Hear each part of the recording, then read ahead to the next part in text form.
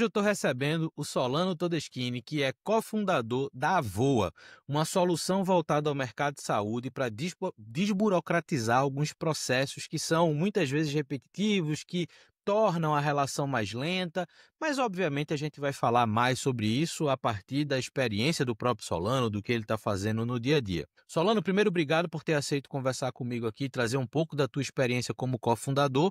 A primeira pergunta que eu tenho para você é justamente sobre a sua trajetória. O que é que você já fez até chegar na Voa? O que é a Voa? O que é que vocês estão fazendo hoje no mercado? Então, conta um pouco mais do que te trouxe até essa conversa aqui com a gente. Bom, Luiz, primeiramente, muito obrigado pelo convite. Estou super feliz aqui de conversar com você, e trazer um pouquinho do que a gente tem construído na Voa. Começando, né? Vamos pular direto para a pergunta. A Voa, a gente tem como visão entregar uma saúde de qualidade para todo mundo, exatamente quando e onde as pessoas precisam, numa interface fácil e conversacional. Ou seja, qualquer problema que você acha, ou que você tem de saúde, no momento exatamente que você precisa, você não tem que ligar para um consultório, marcar uma consulta, agendar, ter que ir até lá. Mesmo que seja telemedicina, a gente sabe, todo mundo conhece a fricção que é o acesso à saúde, né? Mas a gente começa, como que a gente começa disruptando essa relação e como que o setor funciona de uma maneira global, é pela documentação clínica, que é o processo justamente de preenchimento das informações do paciente, tá? Então, o Luiz, por exemplo, sendo um paciente e sendo uma pessoa que consome saúde, o que o sistema conhece é o prontuário, são os registros do Luiz. Então, todas as decisões são tomadas com base nisso, mas é um processo que é feito manualmente pelos médicos, profissionais de saúde, quase sempre no momento do atendimento, consome até metade do tempo de consulta, e é a maior causa de burnout na classe de profissionais. Então, a gente começa resolvendo esse problema, que é uma grande dor, mas que também a gente captura uma informação e consolida ele de uma maneira técnica e segura, que antes era sua maior parte desperdiçado, que a maior parte do dado de saúde está não estruturado. Então, está na própria conversa com o paciente, está em PDFs de exames laboratoriais, imagens. O que a gente faz é, de um lado, ajudar o médico a preencher todas as informações de uma maneira fácil e com qualidade, e de outro lado, a gente coleta uma informação extremamente rica, que antes era perdida, né? E a gente entrega muito mais segurança para o paciente nesse sentido. Então, começando aqui, a gente tem todo o histórico, tem todo o contexto. Ah, Agora, o próximo passo da Voa, para onde a gente está evoluindo, é ajudar o paciente na sua jornada, né? Sempre o médico e o profissional de saúde ali no seu back-office de AI, que é a Voa, mas o paciente na ponta tendo os benefícios, né? Muito mais instantâneos e isso só é possível quando você tem essa base de informações e engajamento que hoje a gente tem criado. Falando um pouco de mim, eu sou médico de formação, sempre tive um viés empreendedor forte, então sempre fiz alguma coisa para ganhar um dinheirinho de lado. Ali na adolescência comecei a programar, me interessei muito por tecnologia. Durante a minha faculdade comecei a fazer estatística para outros alunos de medicina, TCC, depois a coisa acabou indo para mestrado, doutorado. Eu me interessei muito por data science. Quando me formei, já não queria seguir como médico assistencialista e procurei me aprofundar em data science e AI. Trabalhei em algumas startups, com visão computacional no começo da carreira. Depois também em operadora de saúde, onde eu conheci meu cofundador, o Felipe Loures. A gente trabalhou juntos lá quase 2 anos. Trabalhei para uma startup de fora também, já com LLMs. Lá no comecinho, quase antes do ChatGPT aí, também no setor da saúde, sempre no setor da saúde. E larguei tudo aí no final de 2023 para começar a Voa. Desde então a gente vem aí com uma crescida bacana. Hoje são mais de 40 mil médicos cadastrados, são mais de 100 mil atendimentos clínicos todos os meses que são realizados na Voa. De pouco a pouco a gente vai fazendo uma diferença aí legal. Boa. Cara, tem alguns fatores que são bem interessantes na tua trajetória e talvez isso se aplique muito no que é a Voa hoje. Primeiro, pô, o cara que vem do mercado, o cara que sabe o que é que as pessoas envolvidas naquele mercado passam no dia a dia. Tem um ponto que eu achei legal na proposta da Voa, que por mais que a Voa seja uma solução voltada a uma melhoria de processo, se a gente for no Techniquez, a gente está fazendo uma melhoria de processo, Mas tem algo que eu acho que é relevante na proposta de vocês, que é focar na figura do profissional médico, né. Então assim, cara, de como é que eu melhoro a vida desse cara, como é que eu melhoro a rotina de trabalho desse cara, e eu acho que isso é muito da característica do rol de soluções que a gente pode desenvolver para a saúde, né. Porque quando a gente fala o mercado da saúde, cara, a gente pode ir desde as biotechs até plataformas de gestão da rotina médica, né. Então a gente tem um pool de oportunidades muito grande, e eu acho que vocês conseguiram dar uma ênfase num ponto que muitas vezes não está na prioridade dos produtos, né. As soluções a gente vê geralmente para melhorar a rotina do paciente, melhorar a rotina dos hospitais, mas vocês puxam um pouco dessa de eu quero olhar para a rotina do profissional médico. Mas aí minha segunda pergunta, Solano, eu acho que ela segue nessa linha de raciocínio, que é a visão deste mercado de saúde, mas aí trazendo um pouco da tua experiência no que diz respeito a, cara, quais são hoje as oportunidades para a Voa e, eventualmente, quais são os desafios, né? Já que, querendo ou não, a gente vê no mercado algumas outras soluções com essas propostas de processo, gestão, melhoria das organizações, das informações e tudo mais. Como é que tu hoje se coloca, vê o mercado e, obviamente, projeta o crescimento da Voa? Boa, Luiz, eu acho que a grande dificuldade na saúde, como setor, é a distribuição, né? Então, em termos de produto, você vê, assim, você consegue criar muito diferencial, mas até você conseguir criar diferenciais, isso é especialmente verdade para agora com AI, onde você depende de uma massa de dados e uma massa de engajamento um pouco maior para você criar moats, né, para o seu negócio.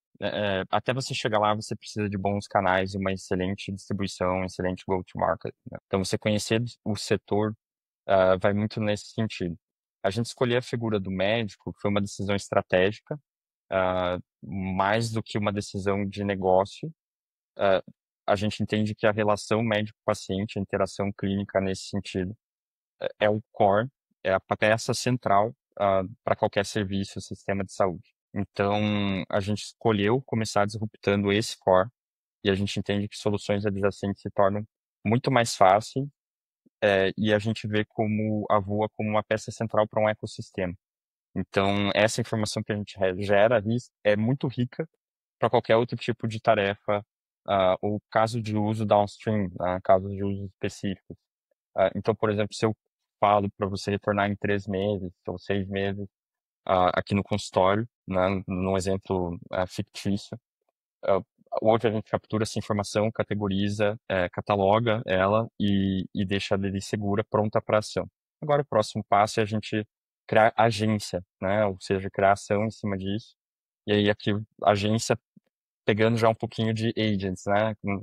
Uma palavra um pouco hypada no momento, mas que a gente explora já há bastante tempo e que a gente sempre teve essa visão, né? De onde que a gente evolui, como a gente evolui de um scribe para uma plataforma, né? Não só um assistente para o médico, mas como que a gente alavanca essa informação do ponto de vista colaborativo, não só médico-paciente, mas médico AI paciente, principalmente, né? Então, aqui a gente entende que dá para escalar a produtividade da saúde como um todo em 50 a 100 vezes.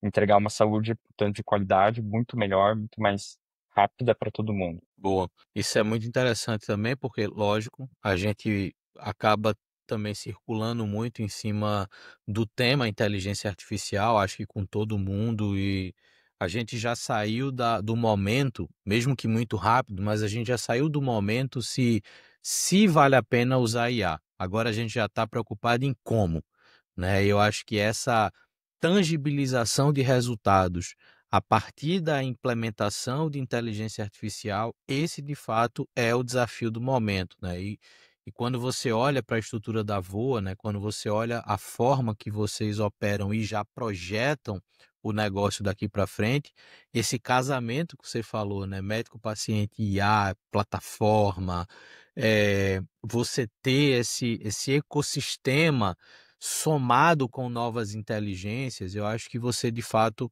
não só acelera alguns resultados, mas mais do que isso, você acelera aprendizados, né. Então, Perfeito. pelo momento que eu vejo aqui a Voa, vocês estão nesse momento de, cara, precisamos aprender, precisamos dar passos sólidos no mercado para que cada vez mais o negócio se consolide, né. E aí, próximo ponto que eu trago, mais uma vez conversa com esse, que é o fato de, muito na visão de crescimento das startups, a gente conecta relação com o investimento, captação de investimento, e a gente sabe que, vamos lá, vamos ser realistas. O mercado Brasil de Venture Capital, ele só cresce.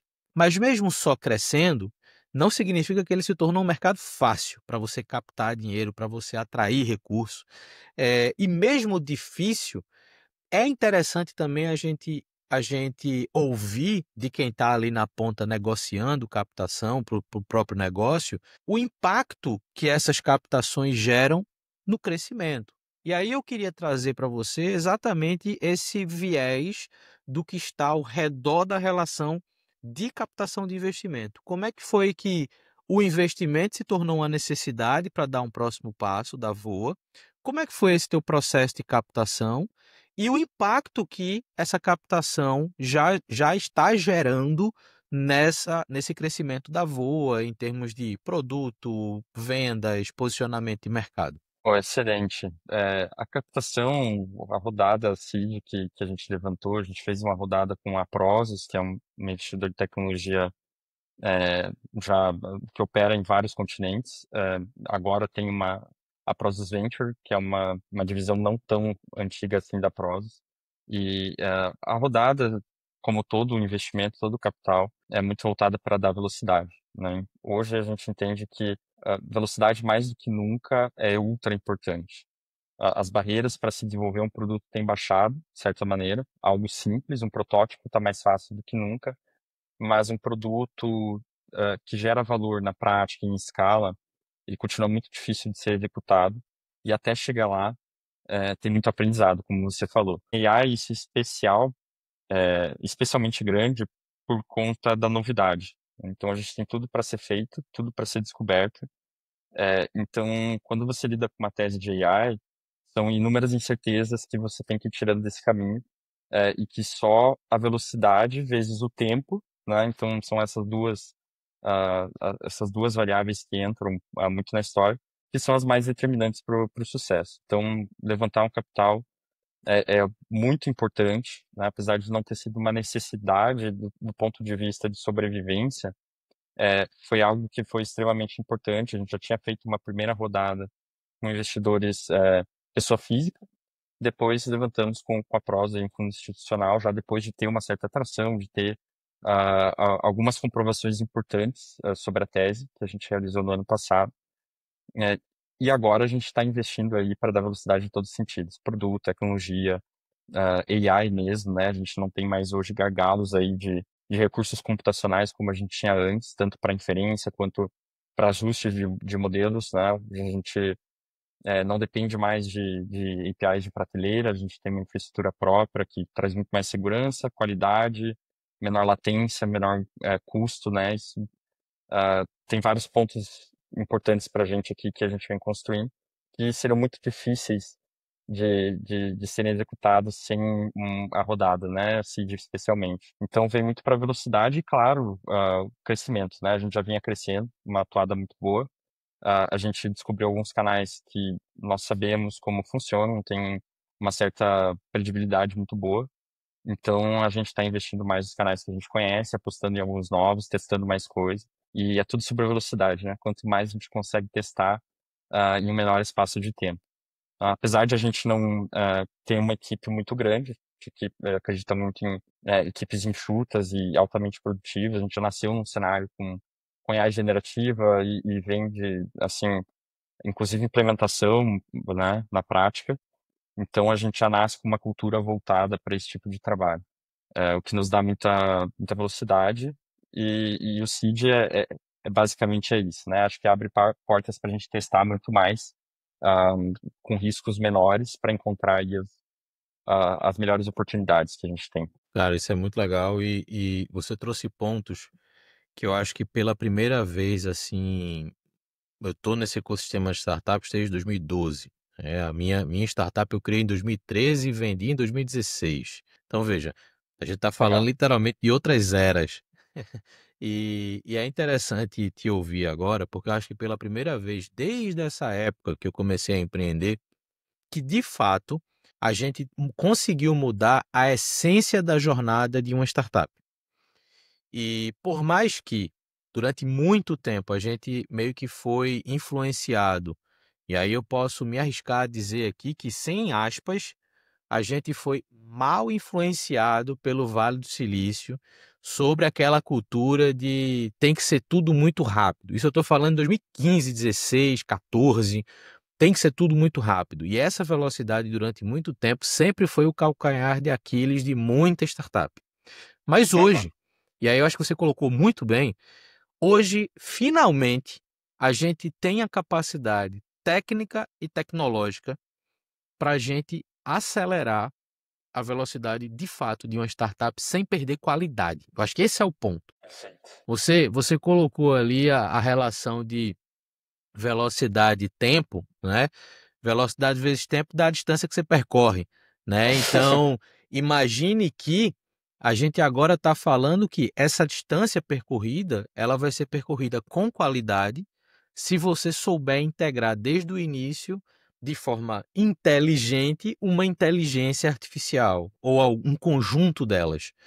Porque é o que eu falei antes, cara, você acelera aprendizado, você acelera a tomada de decisões, você acelera o entendimento do contexto, do cenário, né? E eu acho que isso é Perfeito. muito reflexo dessa nova era empreendedora, desse novo momento de empreender. Então, quem começou a empreender 10 anos atrás e tem startup até hoje, está num processo de mudança. Vocês que começaram agora, vocês já entram com esse novo cenário. E aí, Perfeito. cara, antes de caminhar para o fim da nossa conversa, eu quero trazer uma pergunta intermediária, porque eu fiquei curioso justamente com relação a isso. Hoje, no momento que vocês estão, qual é o teu próximo marco a ser conquistado com a Voa? Qual é o teu próximo checkpoint? Aqui que eu quero chegar, vamos supor, nos próximos 6, 12 ou 18 meses. Bom, nós temos alguns marcos diferentes de acordo com o que a gente está olhando, né? Então, existem marcos financeiros, etc., né? Mas os marcos de produto, a gente está trabalhando ativamente na nova versão da Voa, que já tem uma pegada muito mais social, colaborativa e de ecossistema, que é dentro dessa visão um pouquinho mais longo prazo, não tão longo assim, mas um pouquinho mais longo prazo que eu comentei. Uhum. É, em termos de crescimento, nós planejamos em 12 meses atingir uma receita anualizada de 12 milhões de reais, tá? Isso é uma predição que a gente tem aqui, um trend bem realista, tá? A gente tem, claro, umas metas mais importantes que essa. Uma meta que a gente tem que é um pouco mais conceitual, é, a gente, a gente planeja ainda esse ano e a gente vai ver acontecer uma clínica, uma organização multiprofissional surgir dentro da Voa, executar toda a jornada do paciente com auxílio de AI, e com aumento de produtividade. Então é isso que a gente quer comprovar esse ano e que a gente consegue fazer, que é um dos grandes milestones estratégicos que a gente tem, mais do que métricas que a gente traqueia, que isso comprova um 360 da nossa visão. Cara, sensacional. Gosto também quando eu vejo fundadoras e fundadores. Cara, meta é receita. É isso. É uma receita que é desafiadora, mas que se você não vai correr atrás dela, alguém no seu mercado vai. Então, melhor que seja você, Perfeito. né? Então, É eu isso aí. acho que é um bom posicionamento, velho. E por mais que eu perceba que algumas pessoas ainda ficam meio que com receio de, pô, será que é para eu correr atrás desse momento financeiro, de conquista financeira? Cara, velho, porque se não for para isso, a gente vai empreender outras coisas, a gente vai fazer outras coisas. O digital permite isso, e esse arranjo do digital que a gente está hoje permite ainda mais. Então, essa é a visão. Acho que, cara, você está certíssimo em ter isso como prioridade. E para a gente fechar o nosso papo, Solano, eu quero voltar para a essência, voltar para o fundador, para o Solano médico que resolveu criar um produto digital. E, cara, na tua visão, qual é o papel do fundador de uma startup?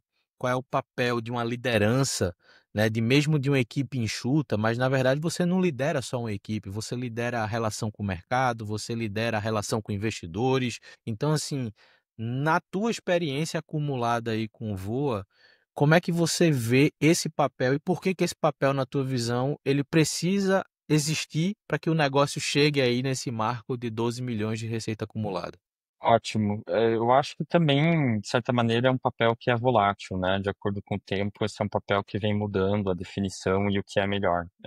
Da mesma maneira que o playbook mudou em geral, tanto para desenvolvimento de produto, para gestão de equipes, eu acho que o papel do fundador, ele também muda nessa corrente, né? Eu acredito que é difícil a gente generalizar, né? São realidades sempre muito diferentes, é muito difícil você entender qual que é o papel, o melhor a ser desempenhado para certa equipe, para certa tese que está sendo executada, né? A gente acredita muito nisso, né, em primeiro lugar, que procura primeiro as pessoas e depois alavancar o que cada um tem de melhor para a gente desenvolver o que a nossa visão e o nosso produto em cima.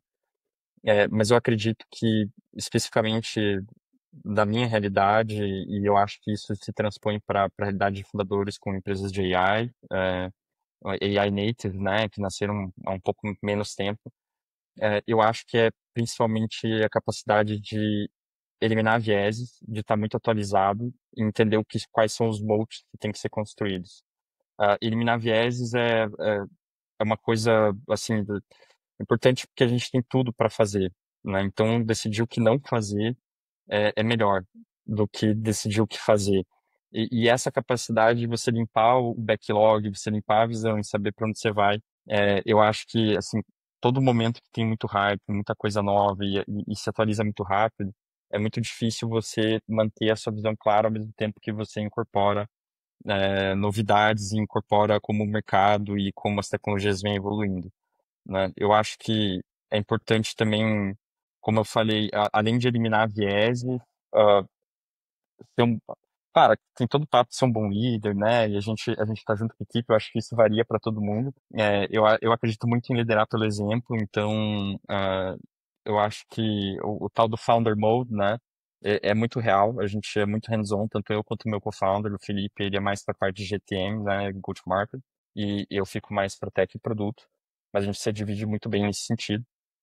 É, e as dificuldades principais, né, acho que sempre são pessoas, né? Como que a gente tem um time que funciona muito bem junto, que tem a clareza e todo mundo tem o mesmo nível de acesso à informação, e se sente bem em trabalhar juntos e motivado, né? Acho que esse é um dos grandes desafios, e manter firme nas decisões, sabendo que você tem todos os viés e que você consegue limpar, para tomar as melhores decisões. Às vezes algumas decisões de cultura elas são complicadas e como a gente toma e como a gente faz impacta muito ali para frente. Então acho que são habilidades que é, a experiência traz. Eu acho que isso é global, não precisa ser um AI founder, mas são mais válidos do que nunca, né? Como que a gente traz mais clareza, elimina o hype e entende para onde vai e também executa muito na prática. Até para recrutar bons talentos, quando você tem uma empresa de AI. Então, é um, Cara, é um pouco disso. muito legal. Eu acho que é uma visão muito consciente, mesmo se a gente for considerar o tempo de vida da Voa, em tese, pouco tempo, entre aspas, porque eu acho que nesse cenário o tempo é muito relativo, mas dá para perceber o quanto você entendeu realmente e internalizou o que é o papel de estar à frente de um negócio como esse, de dar a importância, mas também entender que os grandes desafios são as pessoas, independente do cenário, independente do mercado, do contexto, não é a pessoa A ou B, é a relação interpessoal, ela, Perfeito. ela se torna uma relação complexa por naturalidade, né? Esse negócio de manter alinhamento, bater propósito com todo mundo, isso é muito legal para quem explica. Para quem aplica, não é trivial, não é trivial, assim. É importante? Exato. Óbvio que é, mas não é trivial, né. Então, cara, eu acho que deu pra gente te conhecer um pouquinho, e eu acho que essa é a proposta dessa conversa, trazer um case, trazer uma visão real, trazer um aprendizado prático para essa mesa de conversa aqui e deixar para quem está assistindo a gente até aqui, mais uma referência de empreendedor que está aqui na linha de frente, que está tentando, que está se desafiando que está adaptado ao momento de mercado, que isso é uma coisa que a gente prega para esse meio de startup, desde que talvez o termo tenha sido cunhado, ou você não se adapta ao mercado, ou você está fora, e o mercado hoje é esse, é o mercado que você tem que acelerar, é o mercado que você tem que entender muito bem o timing de mercado e estar ali 1, 2 passos à frente de uma mudança para poder saber reagir bem. E, velho, é isso. Pouco tempo, bons resultados, uma boa visão de crescimento. Para quem chegou aqui mais uma vez, esse podcast ou videocast, ele tem aqui informações adicionais aqui embaixo, tanto sobre o Solano quanto sobre a Voa. Então vale a pena, se você está empreendendo uma startup, dá uma lida, toma isso como referência, acompanha o Solano aí no LinkedIn, acompanha a Voa também no LinkedIn, no Instagram, no próprio site. Saibam o que eles estão fazendo, mesmo que isso não seja o seu mercado-alvo, mas tome como referência. Veja mais um case de empreendedor que está aí, velho, trabalhando todo dia para fazer as coisas acontecerem. E a gente se vê nesse próximo Papo de Founder. Solano, mais uma vez, muito obrigado. Valeu por ter separado esse tempinho aqui para a gente conversar.